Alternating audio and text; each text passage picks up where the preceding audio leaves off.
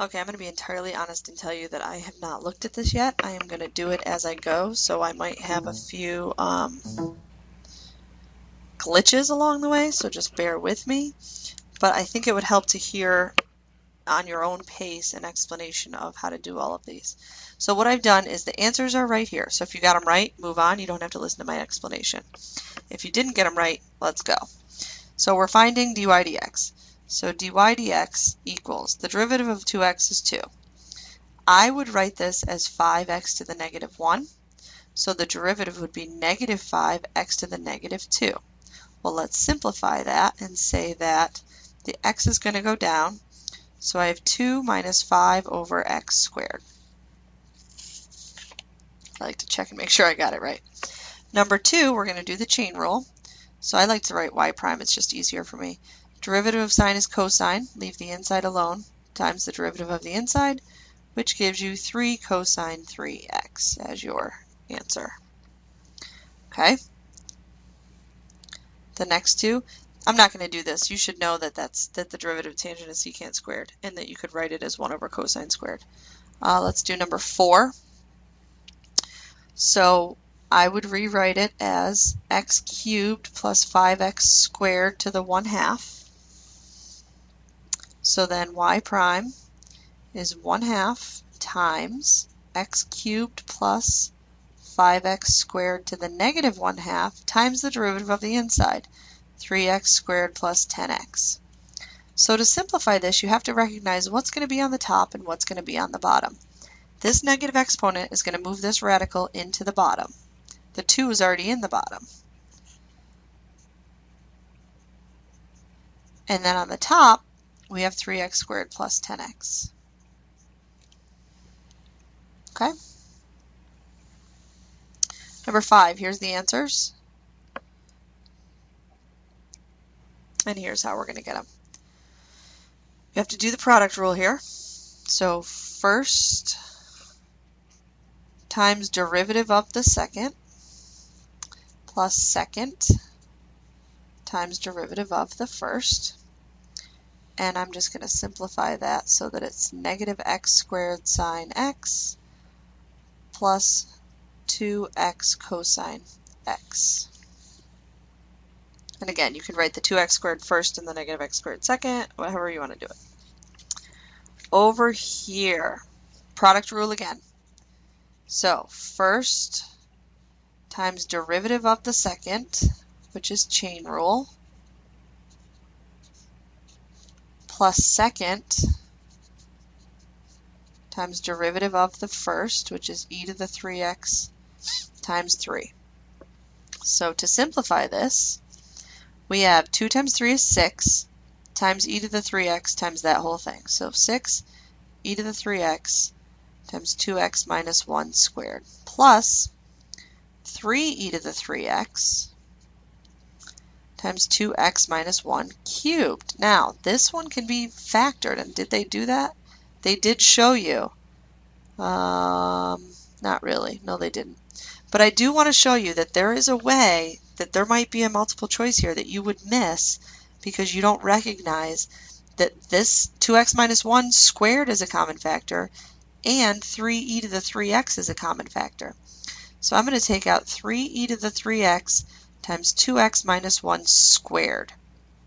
And I'm going to multiply that by, well, I divided out of 3, so I have a 2 left here, but I took out that whole term. So it's just 2 plus, well, I took out the whole 3e to the 3x, and I took out 2 of these, so I have 1 left.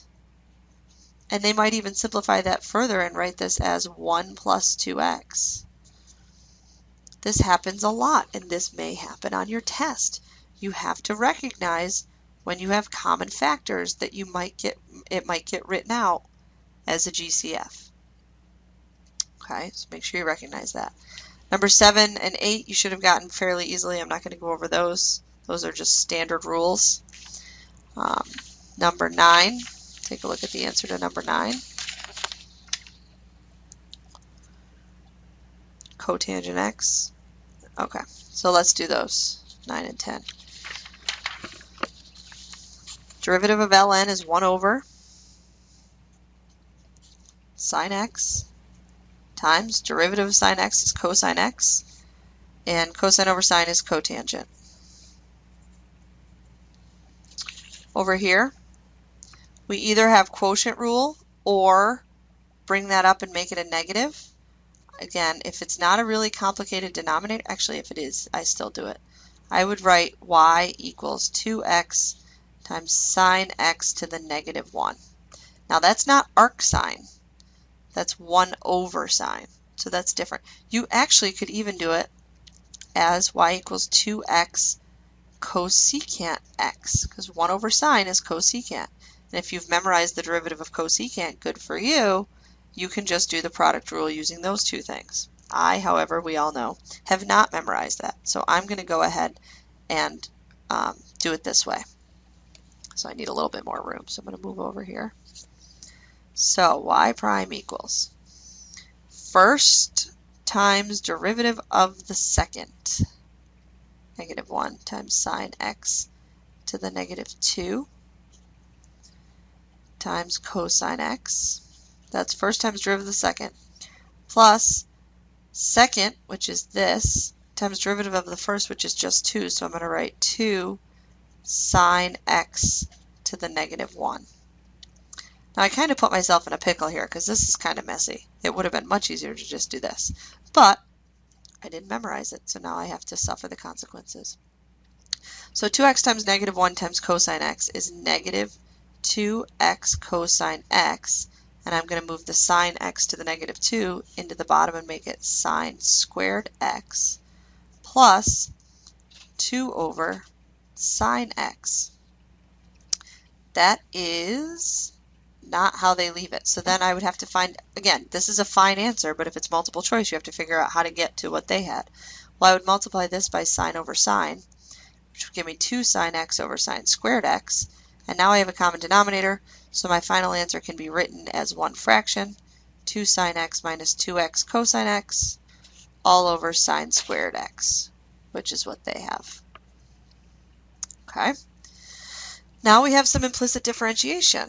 Here are the answers, and let's do it. So, derivative of sine y is cosine y times y prime. Derivative of x is 1. Derivative of 1 is 0. Derivative of x squared is 2x. Solve for y prime. I'm going to minus 1 from both sides and divide by cosine. Now keep in mind, did they do this on the answer? A multiple choice could have this written as 2x minus 1 times secant y. You have to know that when cosine's on the bottom, that's the same as saying secant. Same thing. It's not, these are both right. I'm just saying when you have multiple choice, you have to be able to find your answer. Here, I'm just going to go 2x minus 2y y prime equals 0, minus 2x from both sides, divide by negative 2y, negative 2's cross out, and you just have x, negative x over y, or x over negative y, or negative x over y. Here are the answers to 13 and 14. And let's do them. 13, first times derivative of the second, plus second times derivative of the first, plus 3y squared y prime equals 5. I'm going to factor out a y prime over here. So I can't because I have this 2y. I'm going to minus 2y over here. Get rid of it. Now I'm going to factor out a y prime. So I have 2x plus 3y squared equals 5 minus 2y. Divide 5 minus 2y over 2x plus 3y squared. That's very similar to a question on your test, I think. So again, make sure you know how to simplify. All right. Derivative here, e to the sine of 3x plus 1 to the 1/2 times, derivative of sine is cosine, leave the inside alone, times derivative of this whole thing, which is 1/2, 3x plus 1 to the negative 1/2 times 3. Okay, so what do we got here? I have 3 times 1/2, which is 3/2. I have cosine of the square root of 3x plus 1 on the top.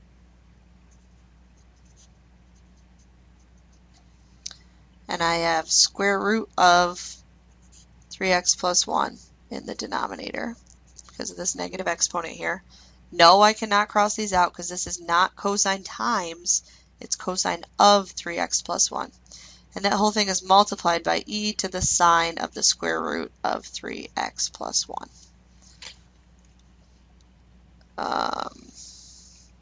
Is that what they have? So let's compare their answer to my answer. They're the same, but I want you to see why they're the same. So we both have e to the sine of square root of 3x plus 1 times cosine of 3x plus 1 on the top, cosine of 3x plus 1 on the top, 3 on the top, 2 root 3x plus 1 on the bottom. Our answers are the same even though they don't look identical. All right, y prime, 1 over square root of 1 minus 2x squared times the derivative of this, which is 2. So y prime is 2 over square root of 1 minus 4x squared.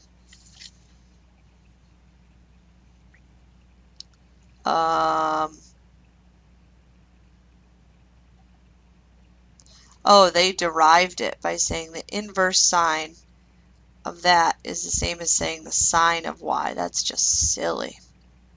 But you can see that's where the inverse derivative comes from. They didn't just make up that formula. They actually derived it here. But we got the same answer, so I'm happy. That's all that matters. Okay, last page. Oh boy, I might not have answers to this one. Oh jeez. Oh yes, I do. Hang on a second. Where are those? They are somewhere, but I don't have them right now, I don't think. So we're just going to go with it. So fun just listening to me talk to myself, isn't it? Okay. Let's just do it. Actually, I'm going to make a new video because this one's long and you guys are bored.